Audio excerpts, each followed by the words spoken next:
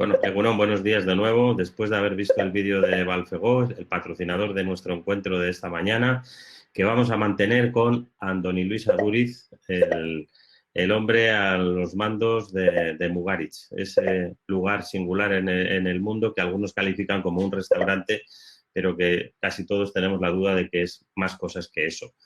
Si medimos por la influencia que él tiene en los demás, podríamos decir que Andoni Aduriz es uno de los cocineros contemporáneos más influyentes del mundo, uno de los más seguidos, citados, admirados. Hay más de 2 generaciones ya de grandes profesionales que han pasado por Mugaritz, por la cocina y por su sala, de donde no salieron, como de otros restaurantes se sale, aprendiendo un estilo o un recetario, sino que salieron con un modo de mirar la cocina, que va mucho más allá de lo que es el puro hedonismo. Pues ya saben, creatividad, trascendencia, pensamiento. Los profesionales más interesantes son los que formulan mejores preguntas, no los que se creen que saben todas las respuestas. Andoni Aduriz se ha empeñado en trasladar todas sus preguntas a los platos y a traspasárselas al comensal. Y le hace que se las formule. Esto es lo que hace diferente a Mugaritz, uno de esos lugares que, como decía al inicio de estas palabras, nacieron como un restaurante, pero a día de hoy pues son mucho más. Nicanor Parra hubiera dicho que es un artefacto, yo digo que es un quimicefa para aprender jugando, es un laboratorio social o, si me apuran, casi una facultad de filosofía. Como en el tiempo del COVID todo el mundo anda haciendo recetas, nosotros le pedimos a Andoni Aduriz también que nos hiciera una muy especial para estos encuentros, al que le gustan las metáforas y estos los juegos de palabras y toda esta magia. Y entonces nos va a hacer una receta muy especial, entre otras cosas, que es la de un proceso creativo que pueda estar al alcance de todos. Se trata de insuflarnos energía y ponernos a trabajar, que ya hemos estado pasando lo regular demasiado tiempo. Y además de eso nos va a contar algunas novedades. Nos va a hablar de la Casa del Árbol y nos va a hablar de un trabajo con la Fura de lo que no ha hablado hasta ahora. Así que le vamos a dar la bienvenida, ya está por aquí, creo. Ah, sí, él. Hola. El- Hola, buenos días a todos. Oye, Muchas gracias, Benjamín, por esas lo palabras. único que tenemos un problema con toda la tecnología es que está limitando el lema de tu camiseta de hoy, porque ver a Andoni Aduriz sin que se le vea la camiseta te genera pues como que le falta algo, pero en fin, nos acostumbraremos solo con tu afabilidad y esas gafitas que últimamente te has puesto así de moderno, con las que te estupendo. Sí, Así que yo te dejo aquí la batuta, que lo tuyo son las orquestas. perfecto. Pues lo primero, oye, un saludo a todos, gracias por estar aquí. Y realmente es una sensación nueva estar en un escenario virtual y tan cerca, porque fijaros que normalmente cuando nos vemos en un congreso hay bastante distancia y ahora hay una distancia subjetiva, ¿no? Es como tener a alguien en una pequeña ventana en tu propia casa, ¿no? En tu propio hogar. Y como decía Benjamín, un poco la idea era traer esta receta de un proceso creativo para todos, ¿no? Ya sabéis que a nosotros nos gusta esto de la creatividad. Creemos que el mundo ha avanzado gracias a la creatividad y como no quiero perder tiempo y vamos a ir al grano y os quiero dar algunas ideas, voy a pedir que por favor que me pongan una pequeña presentación que he traído. Empieza, es más para atrás, vamos a ver cómo hacemos esto, cómo hacemos, que hemos llegado hasta el final. Empezamos aquí. Bien, lo primero que os quería contar os quería hablar, la primera idea que daros con esto sería la del contexto, ¿no? Los contextos determinan, ¿no? Y aquí me voy a extender un poquito más, luego iré más rápido, pero fijaros ahora mismo en la situación en la que estamos general. Hay una situación general que ya dibuja un contexto, y ese es un contexto que lógicamente, puede llegar a agarrotar o puede llegar a incluso bloquear a las personas, ¿no? Por eso yo insisto tanto en que ese marco, antes de empezar a trabajar, ese marco es determinante. Porque al final influye mucho en las decisiones que se toman. Esto no os tiene que sonar a nada nuevo. Ahora mismo hay mucha gente que está tratando de dar pasos y está todo muy condicionado, efectivamente, por la situación que estamos viviendo. Entonces, fijaros lo importante que es el contexto. Benjamín ha dicho muy bien, me gustan las metáforas, ¿no? Bien, pues vamos a empezar con las metáforas. Creo que esto es una frase de Cortázar y creo que puede estar en Rayuela, lo desconozco ahora, y es una frase muy simple, ¿no? Dice, en el fondo sabía que no puede ir más allá porque no lo hay.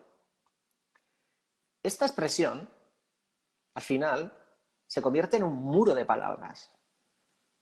Es una expresión muy fácil, muy simple, simplemente, fijaros, ¿no? Una suma de palabras ahí que reflejan una idea, pero en el fondo el impacto que tiene es de un ejercicio de comprensión. Comprime y sella muchas posibilidades. ¿Qué es lo que sucede? En la época que yo estaba de Estaller, estaba en el Bulli, en aquella época, lógicamente, yo estaba en un lugar, en un proyecto muy creativo, pero en paralelo sucedía una cosa bastante comprometedora. En aquella época coincidía en fechas con la guerra de los Balcanes. Habrá mucha gente que nos esté viendo de fuera de Europa, seguramente de Latinoamérica. Pero fijaros lo que os quiero contar, ¿no? Yo estaba bastante fascinado, primeramente porque soy bastante sensible a la violencia. O sea, me impacta bastante la violencia. Y había una violencia ya desaforada.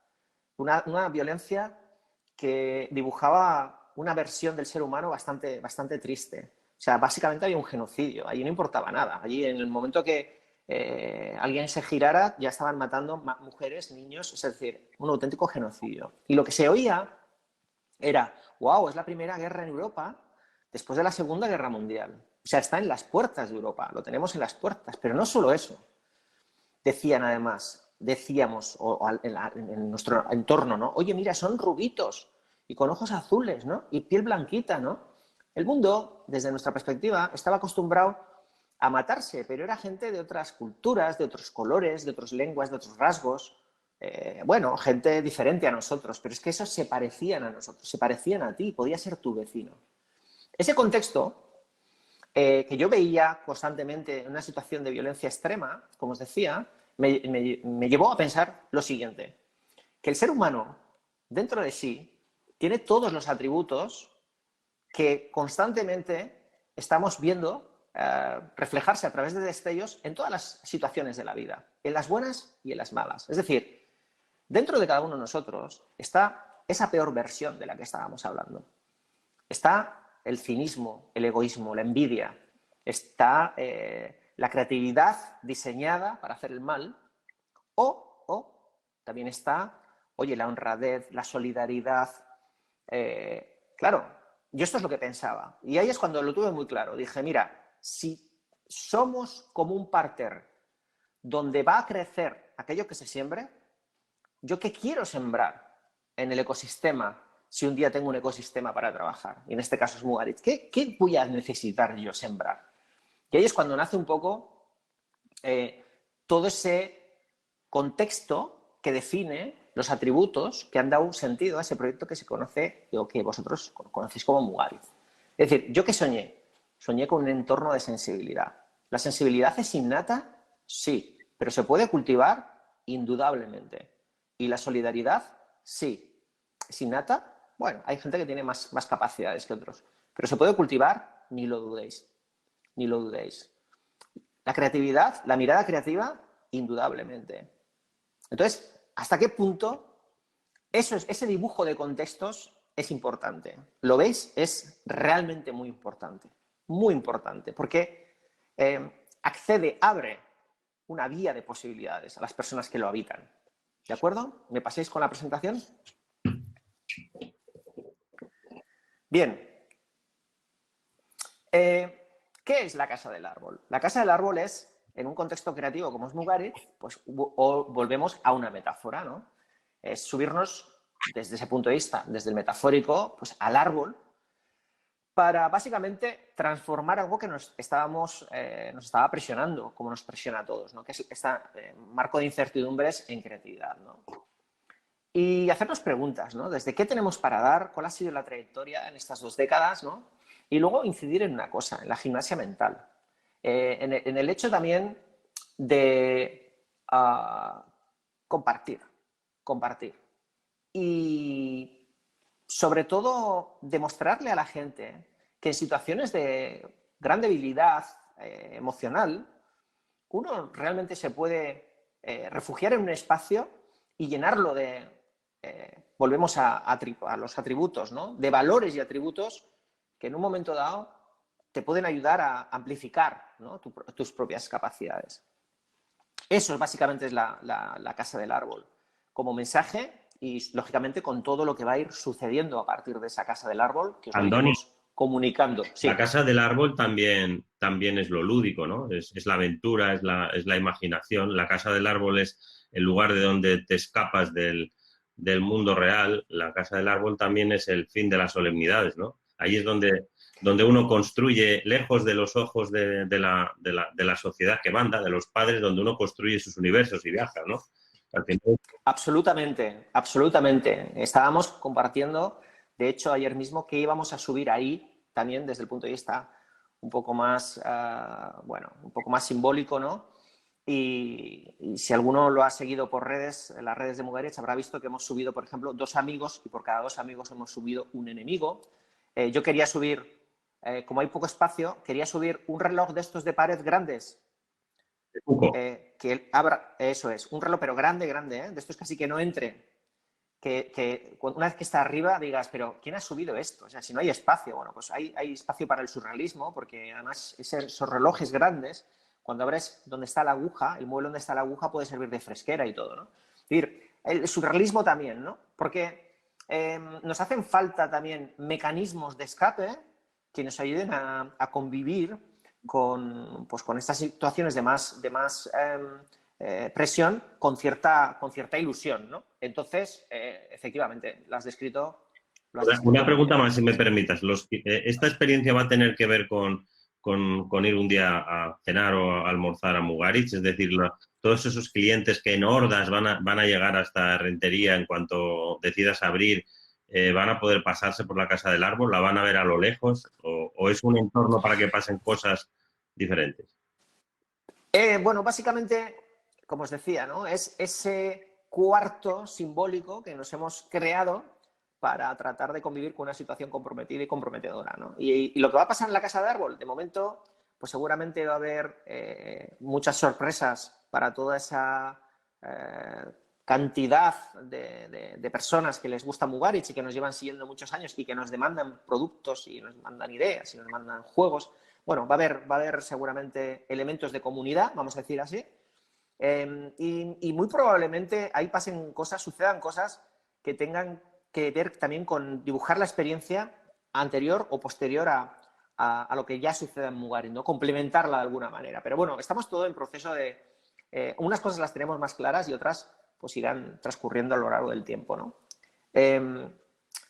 Aquí quería hablaros también un par de cosas, ¿no? Que es de la limitación. Y aquí ya entro ya en técnicas creativas, ¿no? Si alguien dice, bueno, vale, pero yo soy cocinero y más allá de lo que me cuentas, que está muy bien, me gustaría también que me cuentes alguna técnica creativa. Bueno, pues mira, esta es una de las que más utilizamos.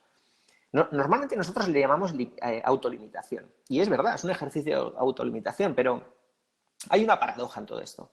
Y es que ahora mismo la propia situación nos marca limitación. Es decir, estamos en una situación de base creativa, bastante creativa. ¿Y por qué? Pues bueno, porque ya vemos que este contexto es muy limitante, ¿no? Pero nosotros, ¿cómo usamos esto de la autolimitación? Bueno, pues básicamente, os voy a hacer un ejemplo también que es muy metáfora, ¿no? Visualizar cómo accedemos, por ejemplo, a un mercado para preparar una comida especial con amigos de fin de semana o incluso, oye, al ir a acceder a productos para preparar un menú en el restaurante, ¿no? Pues en principio las posibilidades son infinitas. Se abre un marco de posibilidades bastante amplio, quizá no infinito, pero bastante amplio.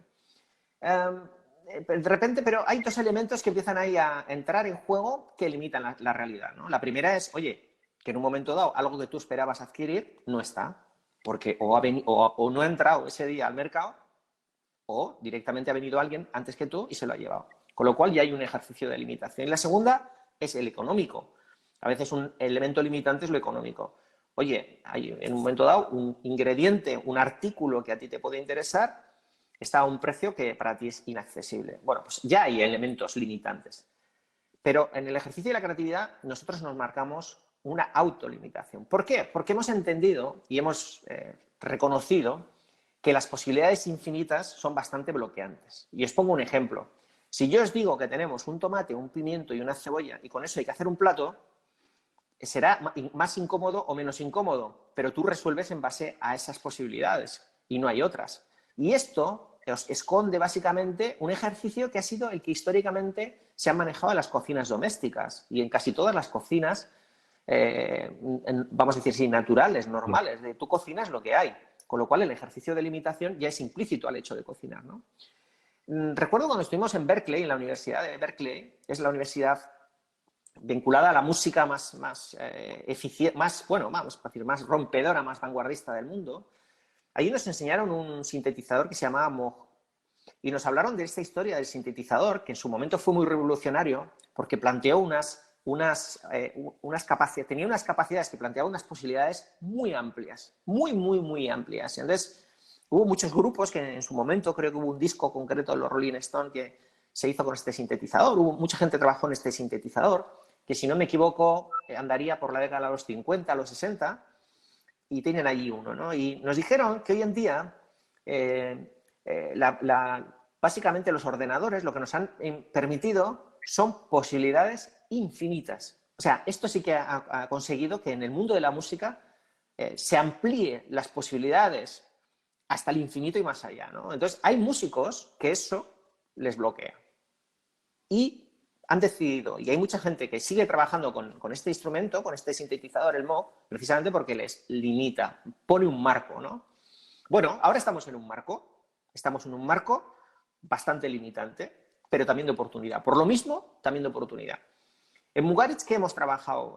¿Qué hemos, como técnica creativa, qué resultado? ¿Qué hay palpable de ejemplos en la cocina de Mugaritz? Bueno, pues por ejemplo, la colección de merluzas de los últimos, no sé, 10, 12 años.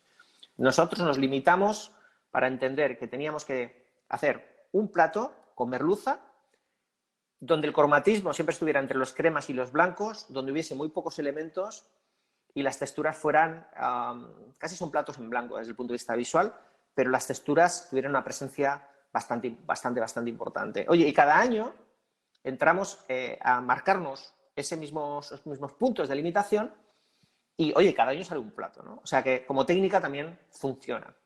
Siempre funciona. Bien, volvemos a la presentación, por favor.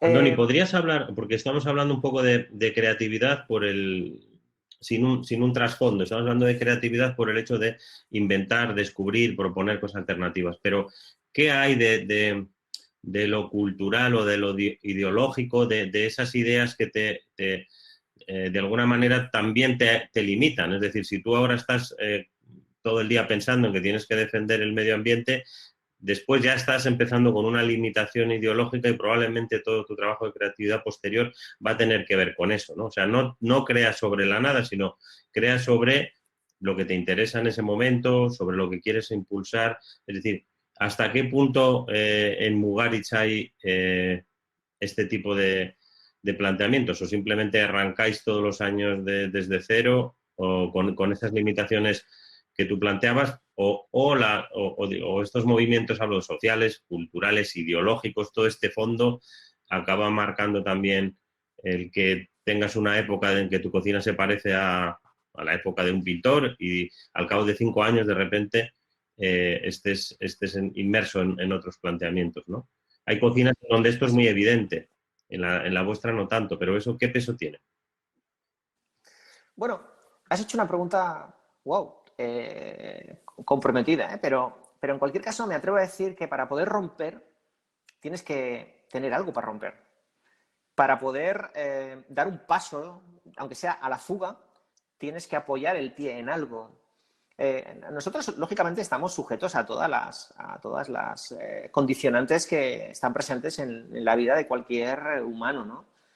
Sí, por poner algo a nuestro favor, me atrevo a decir que no los rehuimos y en la medida de nuestras posibilidades también tampoco tratamos de escaparnos de ellos. O sea, no tratamos de obviarlos, invisibilizarlos. Yo creo que el primer ejercicio pasa por uno darse cuenta, entender que quizá hay un prejuicio que le está marcando pues la dirección, pero ya es importante saberlo, ya es importante para acompañar al perjuicio, para darlo por bueno o para querer rebasarlo. Pero yo creo que el ejercicio está por ahí. Mira, si tú te quitas, te desnudas, y esto es una cosa que yo he aprendido, cuando tú tratas de construir algo absolutamente de la nada, con referencias nulas o muy pocas o muy leves, sucede una cosa muy curiosa, y es que el interlocutor se encuentra frente a un escenario irreconocible que genera el peor de los escenarios posibles en muchas ocasiones, que es no despiertas ninguna emoción, o sea, ante algo, ¿no? Yo prefiero hay un punto donde prefiero que la gente se rebele, incluso se incomode, pero que pase algo, ¿no? Que pase algo. Entonces, pero sí, nosotros no estamos libres de todo el vendaval de cosas que están ahí fuera, ¿no? Y que, como bien has dicho, tienen que ver ya con el ámbito de la responsabilidad social también, ¿no? Sí, lógicamente, efectivamente. Sigo, ¿eh? Bueno, hablamos de creatividad, ¿no? ¿Y la creatividad para qué es? Pues mira, en el marco más simple de las respuestas a por qué generar procesos creativos es porque al final con creatividad puedes solucionar problemas. Y me gustaría hablaros aquí de una pequeña historia, contaros una pequeña historia que la tengo ahora mismo muy presente, ¿no? Fijaros que podemos pensar que a veces la creatividad se sitúa y se vincula con la tecnología, ¿no? Con las tecnologías. Es decir, parece que muchos avances que ha habido en la gastronomía en los últimos tiempos tienen que ver con la tecnología de alimentos o con tecnologías que se aplican a los alimentos, ¿no? Aparatos, aparatajes y demás. O sea, la tentación es pensar y poner la responsabilidad en este tipo de cosas. Pero si pensamos en una escala de tiempo de la evolución del ser humano, de nuestra especie, bueno, nuestra especie y las anteriores, ¿no? De lo humano, en un marco temporal, nos daremos cuenta que el 99,9% de ese tiempo, nuestra tecnología principal ha sido el tallaje de piedras, el uso de piedras. Es decir, la industria lítica nos ha acompañado desde los primeros indicios que están en Kenia hace unos 3.300.000 años. Si nos parecen mucho 50 días confinados, calcular lo que es 3.300.000 años, aquellas primeras comunidades empezaron a generar una industria lítica muy rudimentaria hasta cerca del Neolítico. O sea, entrando en el Neolítico, hace 10.000 años, es cuando ocurre una cosa que a mí me parece extraordinaria y es lo que quería compartir con vosotros, ¿no? Ocurre que acaban conviviendo los últimos talladores de sílex que ya han alcanzado un desarrollo técnico extraordinario que se mide por la cantidad de materia que tú usas para conseguir un corte, un filo. O sea, han conseguido llegar a la cima tecnológica del momento y ellos conviven con los primeros metales. ¿Qué aportan los metales con respecto a aquellos talladores de sílex, aquellos artesanos? ¿Qué les aportan? Pues básicamente los metales se empezaron a utilizar en primera instancia para hacer lo mismo que se estaba haciendo con el sílex. Para hacer un hacha, para hacer un cuchillo, para hacer elementos de corte.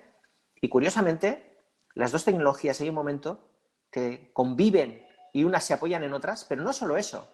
Ocurre una cosa además adicional sorprendente. Y es que una acaba imponiéndose a la otra, pero básicamente para hacer lo mismo, ¿no? Y esto es curioso porque me parece un buen ejemplo de creatividad, ¿no? De creatividad para, en realidad, solucionar problemas, ¿no? Conseguir mucha más eficiencia en aquel caso. Y luego, a partir de ahí, muchas más cosas que han ido sucediendo, ¿no? Como os decía, mi reloj de pared, ¿no? Este reloj de pared usado de fresquera. Bueno, la historia está en que, ¿para qué un I+D? ¿No? Y en estos momentos que puede parecer a muchas personas, en la situación en la que estamos, le puede parecer que un I+D, oye, puede servir para bien poco, ¿no? Una especie como de gasto cuasi superfluo, ¿no? Bueno, pues lógicamente el I+D nos sirve para cosas tan simples como abrir puertas, dibujar un futuro diferente, ¿no? Expandir lo que nosotros ya manejamos y ya tenemos, ¿no? Bien. ¿Qué planteamos también a partir de todo lo que os estoy contando? Bueno, que hay una oportunidad importante para conocernos a nosotros mismos, ¿no? Porque si os he dicho que vamos a convertirnos un poco en parterres, en los que vamos a dejar crecer o germinar según qué semillas, ¿no? qué atributos, ahora estamos en una situación de asedio, absolutamente de asedio. Es decir, nos hemos quedado 50 días encerrados, asediados por una situación que nos está poniendo a prueba. Y en los momentos decisivos, como estos, es donde se ve realmente las cualidades y las capacidades de las personas. Hay mucha gente que ha perdido los nervios, hay mucha gente que ha perdido la esperanza, hay mucha gente que ha perdido las ganas. Oye, hay mucha gente que se ha puesto mucho más creativa y hay mucha gente que se ha crecido ante las dificultades. Por eso, quizá, uno de los ejercicios creativos más importantes es trabajarte a ti mismo. ¿Y por qué os digo esto? Dan Coyle es un periodista que escribió un libro muy exitoso que se llamaba Las claves del talento. Él estuvo trabajando básicamente en un proyecto que fue a todos aquellos centros de música, de deporte, de ciencia, donde habían salido personas que habían destacado con unas cualidades extraordinarias en universidades y tal. Y se dieron cuenta que los elementos que de alguna manera convivían y que se resaltaban y destacaban en cada uno de los centros de excelencia se podían resumir en tres elementos, ¿no? En tres elementos. Uno era práctica intensa, es decir, cualquier persona que destaca en una actividad ha tenido, ha manejado una práctica intensa. Es decir, otra vez y mejor, y mañana otra vez y mejor.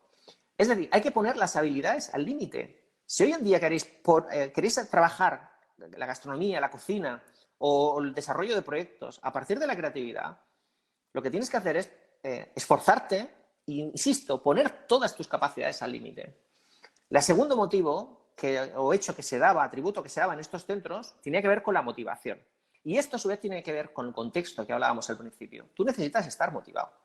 Si hay alguien que te está diciendo no puedes, no puedes, no puedes, hay un momento donde tú lo integras y realmente te vienes abajo. Y si estás en un contexto donde lo que te están es estimulando y marcando realmente unas posibilidades casi infinitas, pues oye, hay un momento donde eso se puede desarrollar. Y lo vemos constantemente cuando, por ejemplo, en el deporte, ¿no? Cuando vemos personas que están al límite o equipos de fútbol que técnicamente serían muy inferiores a otros equipos, muy superiores técnicamente, y vemos que, oye, no hay cómo creer en uno mismo para realmente superar cualquier tipo de problema, ¿no? Y lo último eran buenos maestros. O sea, los tres elementos serían estos: práctica intensa, poner las habilidades de cada uno de nosotros al límite, un ejercicio de motivacional, porque si vas a ponerte al límite necesitas algo que te estimule, y buenos maestros que te vayan corrigiendo en ese sentido, ¿no?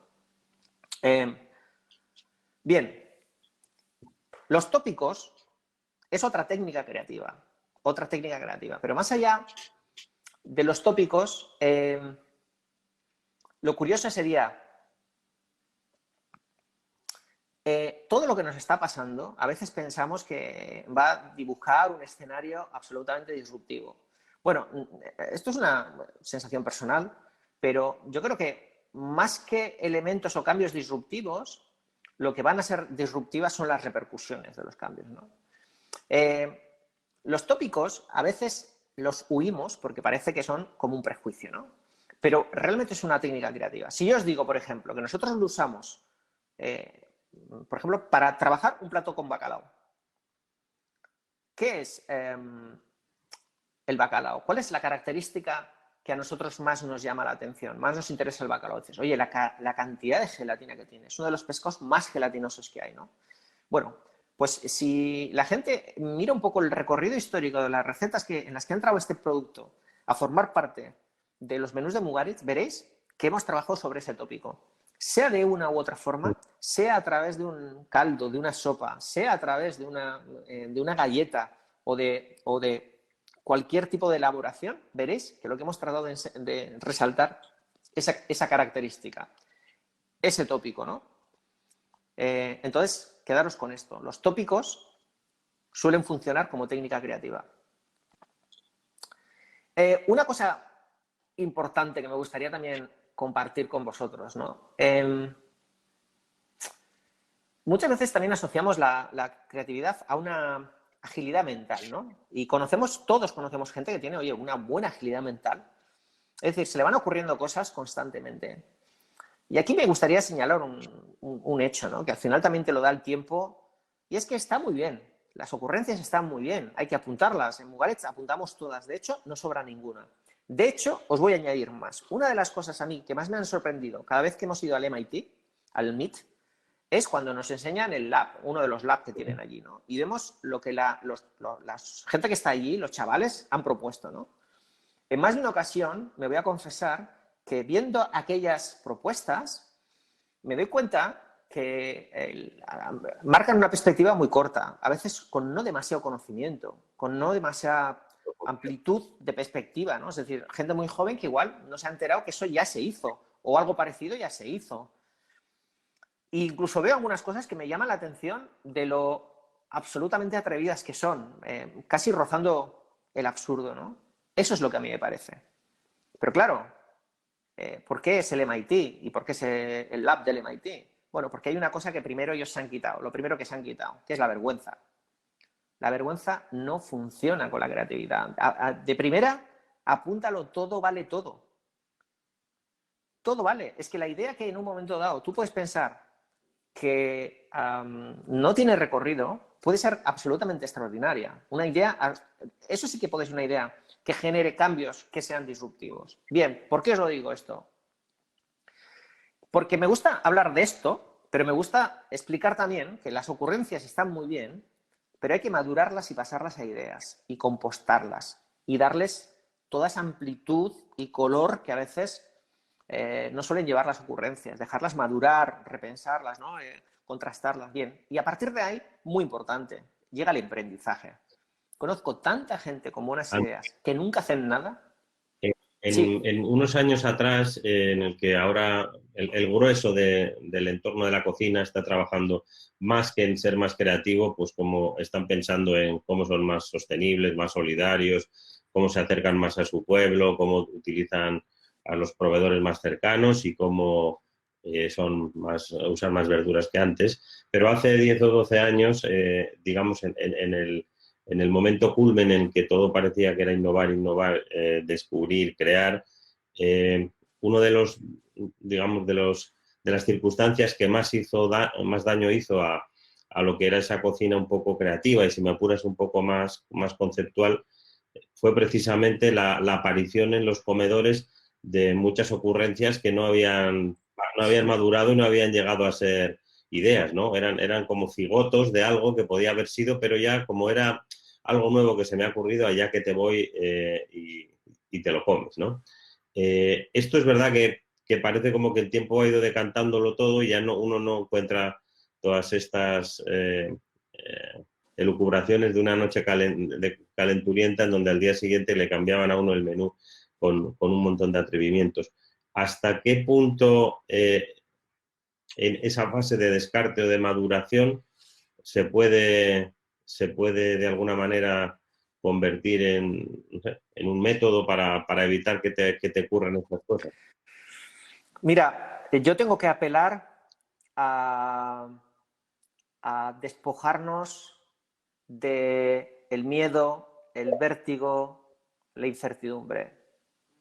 Mira, si no existiesen las ocurrencias pasadas a la acción, incluso cuando no son ideas, o sea, sin madurez, si no existiesen, no hubiésemos tenido la fideuà, que es proceso de un accidente. Unos señores arrancan con una paella en un barco pesquero de Gandía y se encuentran que no hay arroz y lo único que tienen es pasta, y entonces le tiran la pasta como si fuera arroz y nace un plato que ha venido para quedarse y se ha consolidado. Si no hubiese ocurrido un tipo de coyuntura en la que unos señores no querían ya comer más angulas al pil-pil, no hubiesen salido en los años 80 o 70 las ensaladas de angula, o sea, la angula cambiada incluso de temperatura, ¿no? Pero añado más, si no hubiese un proceso de necesidad que aventuró simplemente una acción, no existiría la ensalada César.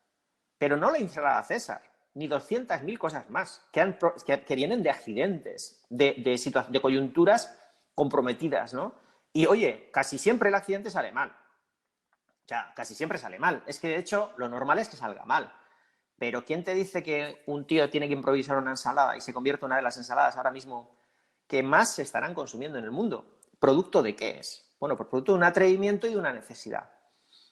Todo lo que estoy contando se puede completar con muchos más ejemplos. Yo estoy seguro que en un momento dado hasta el culán de Michel Bras es producto, oye, pues de un defecto, ¿no? Al final se te queda se te puede quedar un bizcocho poco cuajado y te das cuenta que el accidente se convierte, posándole una mirada adecuada, se convierte en una oportunidad y en una novedad. Hay tantas y tantas y tantos ejemplos que yo prefiero que la gente se equivoque. A ver un poco, que se equivoquen un poco. A ver si vamos a estar todo el rato comiendo equivocaciones. Pero ya me entendéis. O sea, ante el no hacer y el hacer con la posibilidad de que salga mal, oye, hacer y que salga mal. Pero hay que hacer, hay que hacer. Pero todo en su medida. También hay que apelar un poco a la sensatez, ¿no? A la sensatez. Bueno, como veis, ahí se ve la imagen de una degustación de Mugarit, ¿no? Que para mí es muy importante, porque este es otro punto muy importante, ¿no? Cuando yo os estoy hablando de ocurrencias, pasadas ideas, y esas ideas darles profundidad y tal, muchas veces es contrastando con personas, y en nuestro caso, con una red que lógicamente se logra con los años, ¿no? Y aquí sí me gustaría también incidir mucho en el conocimiento multidisciplinar, que Mugarit nació de forma natural. Ahora mismo es más común verlo, pero en origen, cuando nosotros empezamos, era bastante inusual. O sea, la gente no se relacionaba con gente ajena a su disciplina, ¿no? Y nosotros hemos tenido la oportunidad de generar una agenda de gente que realmente se han convertido en colaboradores y nos han ayudado a caminar hacia nuestro horizonte, ¿no? Nos han dado conocimientos que nosotros, lógicamente, por nuestros propios medios nunca hubiésemos conseguido, ¿no? Pero tengo que decir dos cosas aquí y señalar dos cosas. La primera es, no fuerces una acción que no va a responder a lo que tú quieres ser. Es decir, si está de moda ser multidisciplinar y tú no lo quieres ser, oye, mejor que no lo hagas. Porque esto nace de una inquietud, verdadera de querer conocer, ¿no? Y de atrevernos a tocar la puerta de gente que nos iba, como os digo, nos iba llenando esos espacios de desconocimiento que nosotros teníamos, ¿no? Y luego también responde a otro ejercicio que quería compartir con todos vosotros, ¿no? Y esto lo he dicho muchas veces, pero yo creo que es bastante estimulante. Si tú convives en un entorno, pongamos un ejemplo, ahora que hemos estado confinados, Benjamín, mucha gente que está... Nosotros decimos confitados aquí en esto.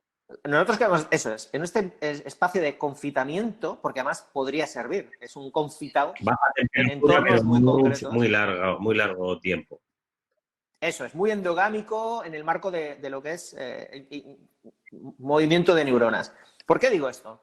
Mira, conocerás pueblos de pequeños, medianos, donde una persona que quizá puede tener 40 años, la cuadrilla con la que se relaciona es gente de 70 años, que están jubilados hace un montón de años. Y esto se ve en algunos pueblos, ¿no? Un marco de relación de esa envergadura. Oye, ¿te das cuenta que la gente de 40 años en entornos de gente mayor, en un pueblo muy cerrado, a lo largo del tiempo y en la convivencia, la persona piensa como una persona mayor? O sea, amondutá, se dice en euskera amondutá, o sea, te ahormas un poco a la situación y te quedas un poco constreñido. Acabas pensando en ese marco en el que tú, es decir, esa porosidad que tenemos, de alguna manera dibuja o se acaba dibujando en base al entorno con el que tú convives.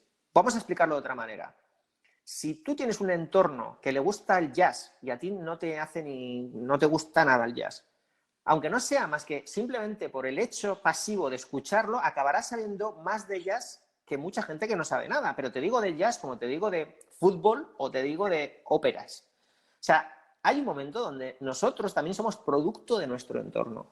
Por tanto, cuando esto se ve tan obvio y es tan claro, la pregunta que hay que hacerse individualmente es: si yo me rodeo de gente triste que me enseñan a ser triste, Si yo me rodeo de gente alegre que se comen la vida de forma alegre, si yo me rodeo de gente creativa que en un momento dado me van a hacer ver la vida de forma creativa, sabiendo esto, al lado de quién me quiero sentar, dónde quiero compartir el tiempo. Por eso, para mí es importante. Para mí es muy importante las sobremesas con gente que me ayuda, que me incomoda lo suficiente como para aportarme conocimiento nuevo. Benjamín, con todo el cariño y con todo el respeto para mis colegas, que son maravillosos, pero a veces para mí es mucho más estimulante estar con alguien que no tiene que ver con la gastronomía, me aporta mucho más que con alguien de la gastronomía, que también me aporta mucho, pero el aire fresco que me aporta una disciplina distinta es muy importante para mí. Por eso para nosotros fue tan importante y siempre ha sido tan importante la creatividad, ¿no? Si quieres ser creativo, aprende de la gente creativa. Rodéate de gente creativa. Ósmosis, ¿no? Absolutamente, es que somos muy sociales. Bien, ahora, si no me equivoco, hay un vídeo que os quiero enseñar porque parte de esa red es con gente del mundo de la ciencia, del mundo de la cultura en todos los aspectos, con Kukai, hemos hecho cosas hemos hecho cosas con el mundo de la ciencia, pues con Ignacio Morgado, neurocientífico, con gente del mundo de la filosofía, con Inerari, con gente de todos los ámbitos, pero también, lógicamente, del ámbito de las artes escénicas, ¿no? Con la FURA es un tránsito de muchos años y han estado hace unos meses, justo antes del confinamiento, trabajando con los equipos de Mugaritz sobre una de las herramientas que ellos utilizan en sus espectáculos, una aplicación que se llama Calliope y que lógicamente también lo manejan en su fundación. Y entonces, estamos trabajando, viendo de qué forma nosotros, una vez más, en esa simbiosis entre la Fura dels Baus y lo que es Mugaritz, encontramos un punto de unión para aplicar esta técnica u otras en esta temporada, en el momento que abramos, ¿no? Y os lo voy a traer como, esto no lo ha visto nadie. Es yo creo, muy bonito y es una cosa inédita para presentaros, ¿no? Y bastante inusual y creativo. Si me ponéis el vídeo, por favor. Te lo agradecemos, ¿eh? Yo soy Pep Gatell, de la Fura dels Baus.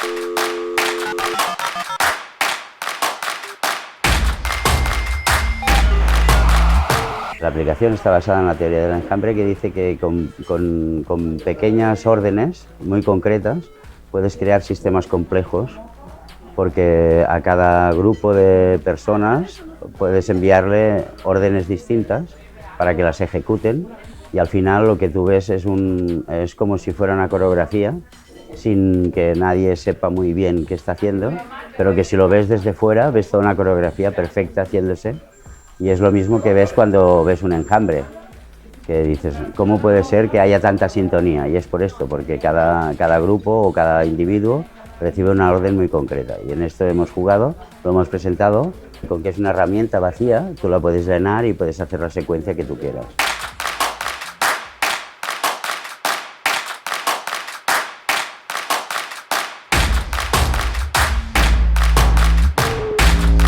La fundación es una fundación que hemos hecho sin ánimo de lucro en la Fura para dejar un poco el legado de la Fura, pero no el legado, dijésemos, patrimonial, porque la Fura no tiene patrimonio, somos las personas y ha sido nuestro trabajo. Nuestro trabajo es efímero, pero en cambio en la fundación lo que nos interesa más es que expertos de otras disciplinas puedan venir a la fundación como un sandbox para jugar allí y que ellos se lleven algo a cambio de estar vinculados a la fundación.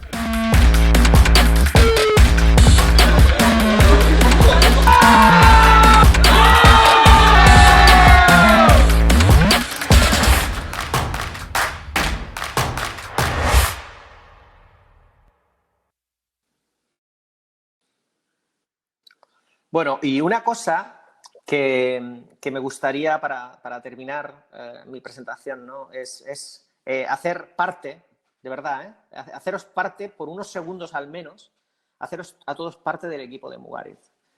Esto es una frase que la planteé, una expresión que la planteé hace, pues en realidad unos días, unas semanas como mucho, al equipo de Mugaritz, ¿no?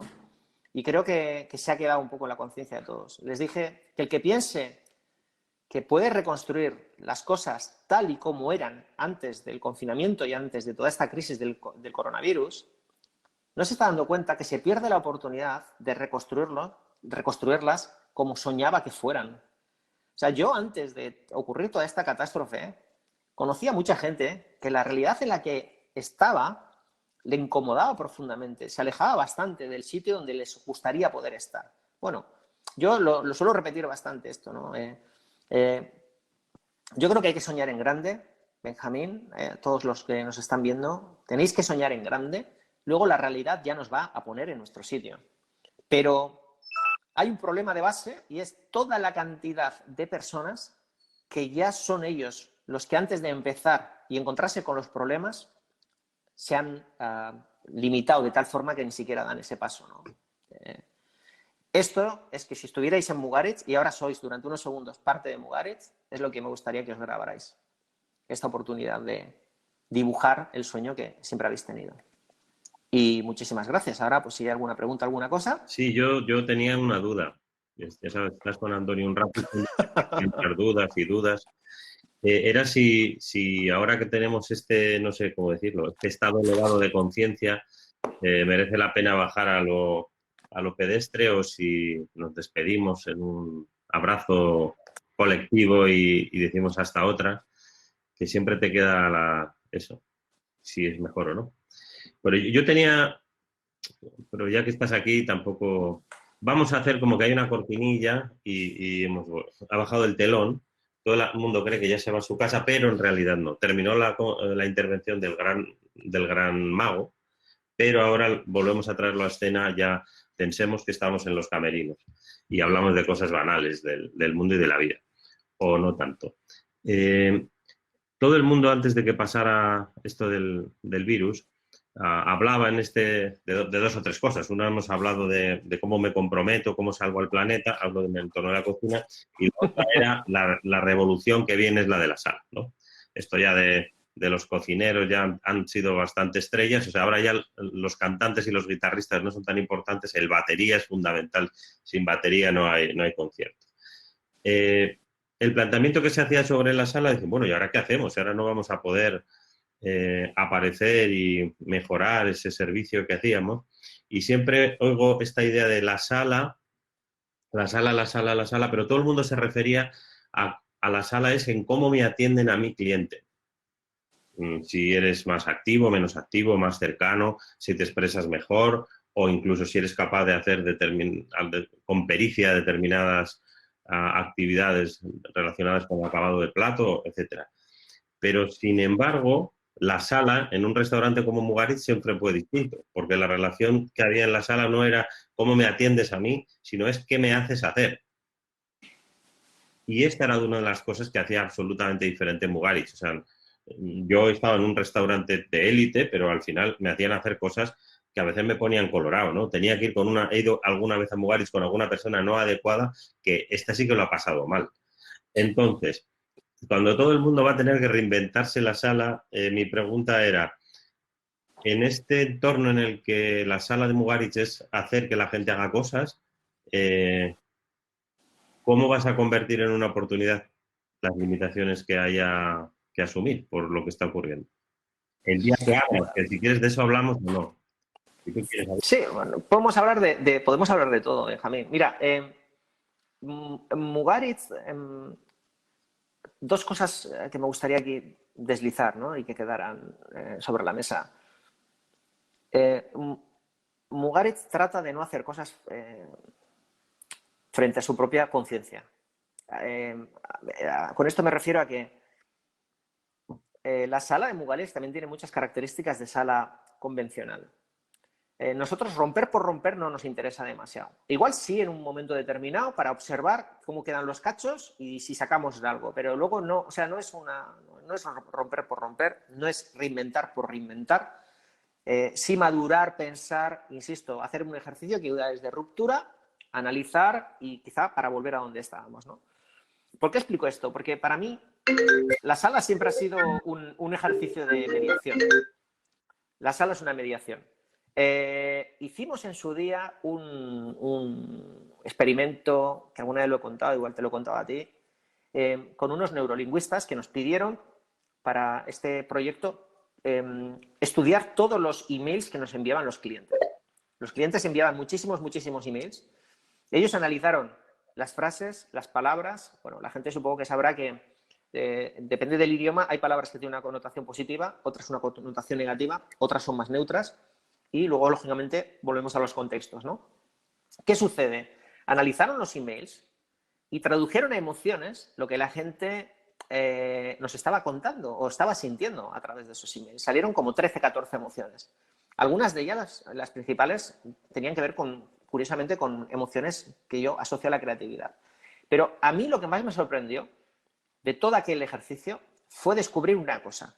Yo pensaba que Mugarich era un espacio reconocido porque la cocina era, bueno, rompedora, te coloca en una situación comprometida, como tú decías, y entonces amplifica tu capacidad creativa y tal. Bueno, lo que demostró aquel trabajo fue algo que igual lo hemos sabido siempre y yo no me había dado cuenta. Lo que nos vinieron a decir fue, la gente lo que más valora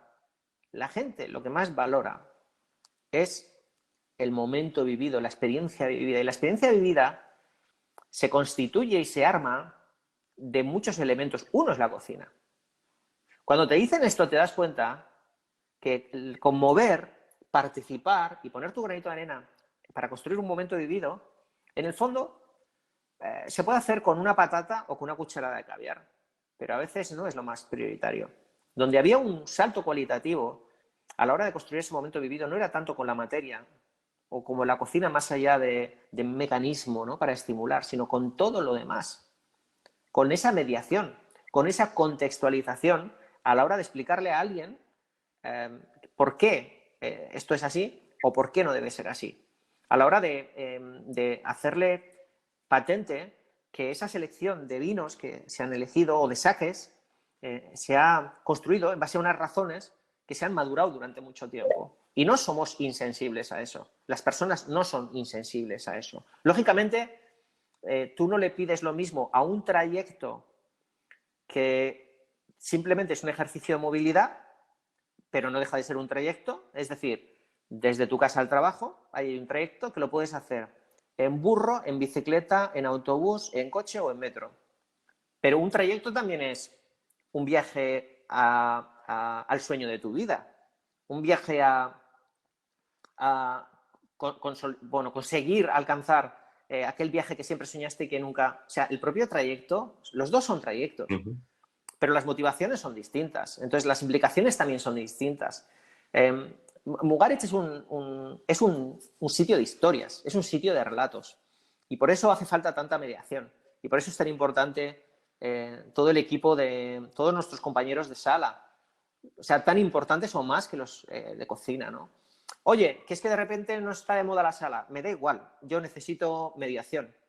Porque a mí, que se me ha criticado durante muchos años, o a Mugarich se le ha criticado durante muchos años, bajo un poco la idea esa de yo no voy a un sitio a comer relatos, pues que Mugarich es un sitio de relatos. Entonces, ahí lo que queda obvio y patente es que yo le tengo que explicar a la gente, por activa y por pasiva, lo que nosotros somos o tratamos de ser, para que no se equivoque la gente y el que quiere ir a masticar y deglutir, pues no entre en un sitio como Mugarich. Pero nosotros somos un espacio de relatos y de metáforas y de dudas compartidas.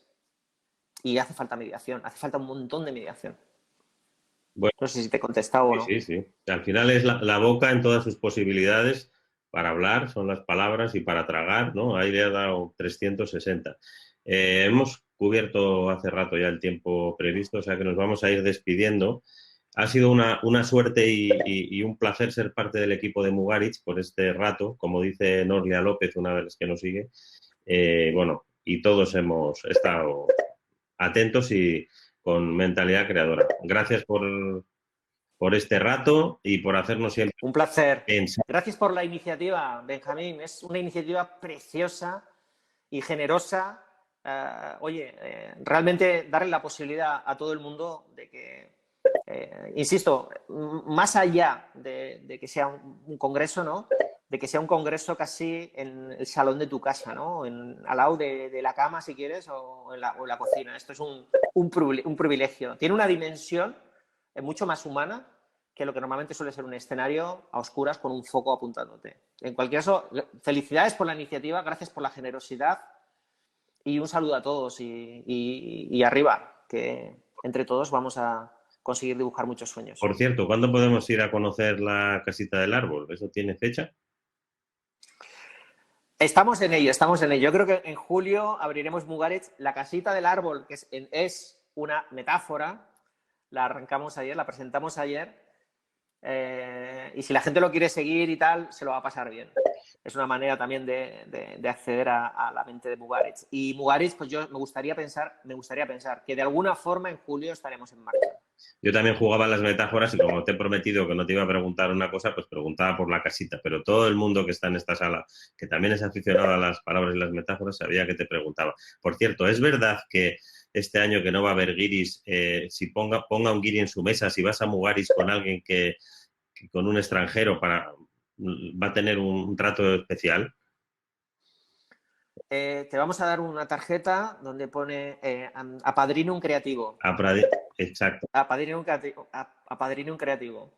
Y verás. Y oye, hay quien apadrina un cerdito ibérico, apadrinas un creativo, pues mira, oye, tampoco es mala, ¿no? No es una mala combinación. Otro de los tópicos que vamos a romper es que pensábamos, no, es imposible ir a este restaurante, siempre está lleno, tiene colas de no sé cuántos meses, años, siglos. Intentando, porque la vida ha cambiado. Igual ahora resulta que uno puede ir por primera vez o por 15ª vez a Mugaritz.